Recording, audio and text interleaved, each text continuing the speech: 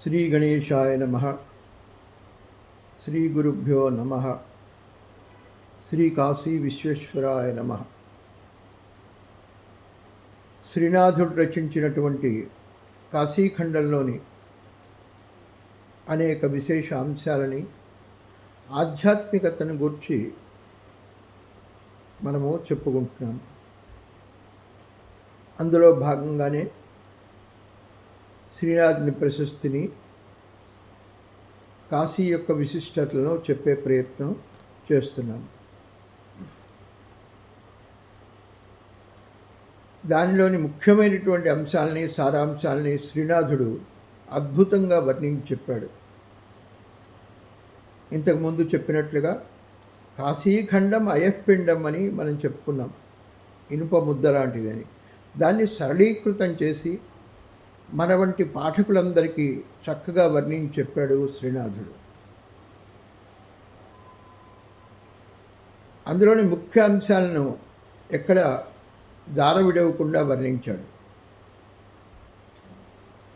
దారవిడిస్తే ఎలా ఉంటుందంటే, ఒక మహాకవి రామాయణాన్ని రచించాట. 6 కాండాలని వర్ణించి చెప్పినప్పుడు మొత్తం కాండలన్నీ రావణాసురుని గురించే వర్ణించి చెప్పాడు. పాఠకులందరూ విని, ఇదేమిటి నాయనా, ఎక్కడా కూడా రాముడి గురించి కానీ ప్రస్తావన నువ్వేం చేయలేదంటే చివరికి చెప్పాట, ఇంతటి గొప్పవాడైనటువంటి రావణాసురుణ్ణి రాముడు వధించాడు అని చివరికి చెప్పాడు. అలా కాకుండా అనేకమైనటువంటి అంశాలని శ్రీనాథుడు మనకి వర్ణించి చెప్పాడు.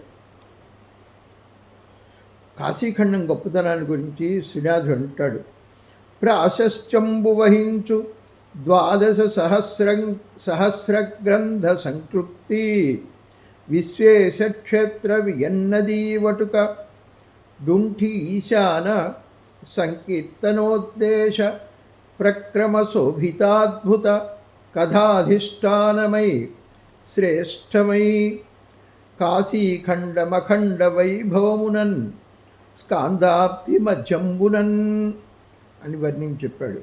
ఈ కాశీఖండ విశిష్టత ఏంటిదంటే,